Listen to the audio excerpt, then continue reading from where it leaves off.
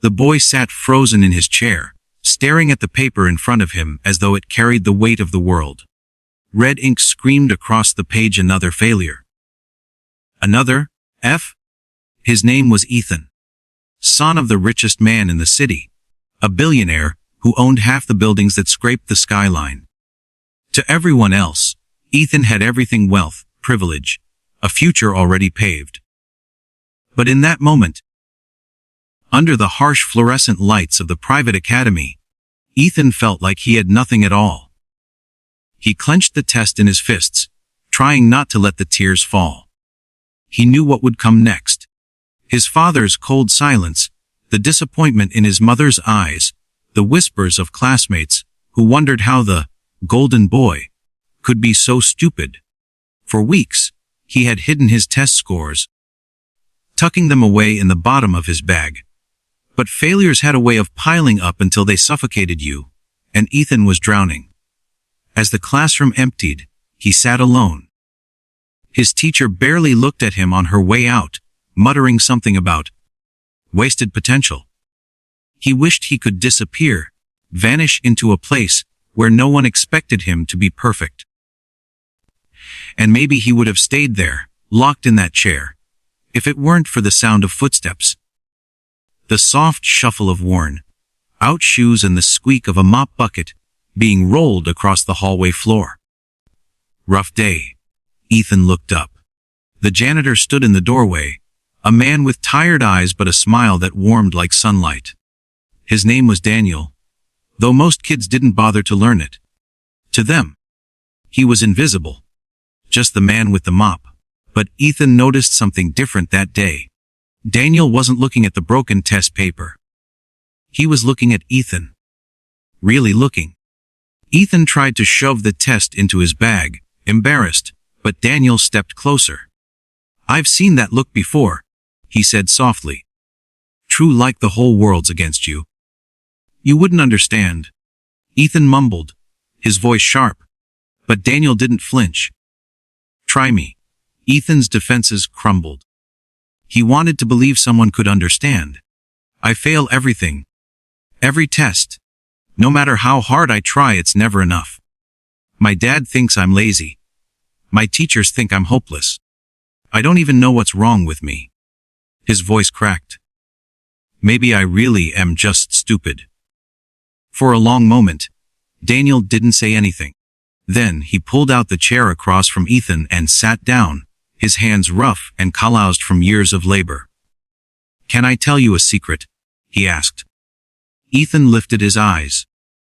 "A secret?" Daniel leaned closer. "I used to fail too. Not just school. Life. I failed at keeping a job, failed at keeping my marriage, failed at being the man I thought I was supposed to be. And for a long time, I believed that made me worthless." His voice lowered. "But then I learned something no one had ever told me. Failing a test doesn't mean you're a failure. It just means you haven't found your way of learning yet." Ethan blinked. "My way?" Daniel nodded. "Everyone learns differently. Some need books, some need to see it. Others need to do it with their hands. The trick is finding your way." It was the first time anyone had said something that didn't make Ethan feel broken. From that day, an unlikely friendship began. Each afternoon, when Ethan's classmates rushed home to their tutors and video games, he stayed behind. Daniel would meet him in the quiet halls with scraps of chalk and cleaning rags. They would sit on the dusty floor, as Daniel explained things in ways no teacher ever had. Through stories, through simple examples, through the kind of patience Ethan had never known. Math wasn't numbers on a paper anymore. It was how many tiles Daniel had scrubbed in the hallway, how many light bulbs he needed to change. History wasn't dates to memorize. It was the story of Daniel's own grandfather who had crossed oceans in search of freedom. For the first time, Ethan started to believe he could understand, and with understanding came confidence. Slowly, the red marks on his tests began to shrink. But the real test came months later. Parent-teacher night. The halls buzzed with sharp suits and dresses, as parents gathered to compare achievements. Ethan's father, Richard, walked beside him. Towering, intimidating, the kind of man whose presence made silence fall. He was known for building empires, but not for soft words. When the teacher announced Ethan had improved dramatically, Richard's brow furrowed in disbelief. Impossible. He muttered under his breath. Who's been helping him? What tutor did this? Ethan swallowed hard. He wanted to speak, but fear held his tongue. Then, from the corner of the room, a familiar figure appeared, pushing a mop bucket, invisible as always. Daniel. And in that instant, Ethan realized the truth. The person who had believed in him when no one else did wasn't a billionaire, or a teacher, or a private tutor. It was the janitor everyone overlooked. Ethan's voice finally broke free. It was him, Dad, he said, pointing toward Daniel. He taught me. He's the reason I'm passing. The room fell silent. Parents turned, confused. Some even scoffing. Richard's jaw tightened. The janitor. He repeated, as though the word itself were an insult. But Ethan stood tall, for the first time unashamed. He is more of a teacher than anyone here. He showed me I wasn't broken. He showed me I could learn. Something shifted in Richard's eyes. Pride, maybe, but buried beneath layers of ego and disbelief.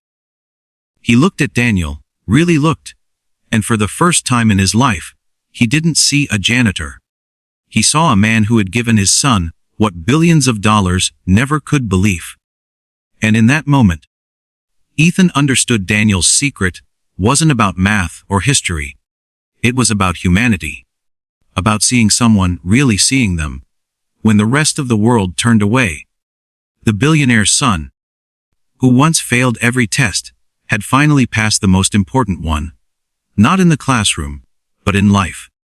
And it all began with the quiet kindness of a single, dad janitor, who had nothing to give except the one thing Ethan needed most: hope. Richard didn't know what to say at first. He was a man who lived in boardrooms, who measured success in numbers and power. Yet here he stood, confronted with a truth no balance sheet could explain. A janitor had done for his son what all his money had failed to do. Daniel shifted awkwardly. Truth, as though he was about to slip away unnoticed like always. But Ethan wouldn't let him.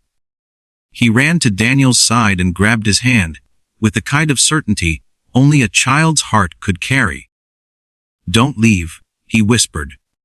For the first time, Richard's guarded expression cracked. He cleared his throat and said stiffly, "Thank you for helping my son." It was all he could manage. But those few words carried more weight than any business deal he had ever closed. In the weeks that followed, something beautiful began to grow. Richard started showing up differently. Not as the cold, unreachable figure Ethan had feared, but as a father trying, awkwardly, to be present. He would find Ethan bent over his homework at the kitchen table, Daniel's voice in his memory guiding him. Truth, and instead of silence, Richard would sit beside him. Sometimes he didn't even know the answers, but for the first time, they tried together. And Daniel. His life changed too. The school principal, astonished by Ethan's turnaround, offered Daniel a part-time mentoring role for struggling students.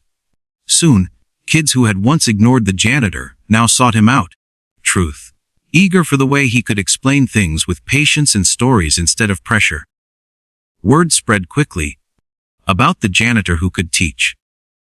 And for the first time in years, Truth, Daniel felt seen not just for the work he did with his hands, but for the wisdom he carried in his heart. Ethan flourished. Tests that once brought tears now brought pride. But more importantly, he discovered something far greater than grades. He found courage. He found resilience. And he found a friend in a man the world had overlooked. One sunny afternoon, as Daniel left the school with his mop tucked away for the last time, Ethan ran up to him. "You know what you taught me isn't just about school, right?" Daniel chuckled. "What's that?" You taught me that people aren't what they look like. Or what they own. You taught me that the world only changes when someone believes in you. Ethan's voice shook. But his smile was steady. And because you believed in me, I believe in myself now. Daniel's eyes misted as he pulled the boy into a hug. Years later, at Ethan's high school graduation, the applause roared when his name was called. But Ethan didn't look to the crowd for his father's nod or his teacher's approval. He looked to the side of the gymnasium, where Daniel stood, dressed simply, clapping quietly with tears in his eyes. Ethan lifted his diploma high, not as proof of grades, but as proof of something greater. The janitor's secret had become his strength. The billionaire's son had once failed every test. But now, with kindness as his compass and belief as his fuel, he had passed the greatest test of all, learning that the smallest acts of compassion could change an entire life. And so, in that room filled with cheers and pride, two unlikely friends shared a smile that said everything. A boy who had found his worth. A janitor who had found his purpose. And a future, brighter than either had ever imagined, waiting just ahead.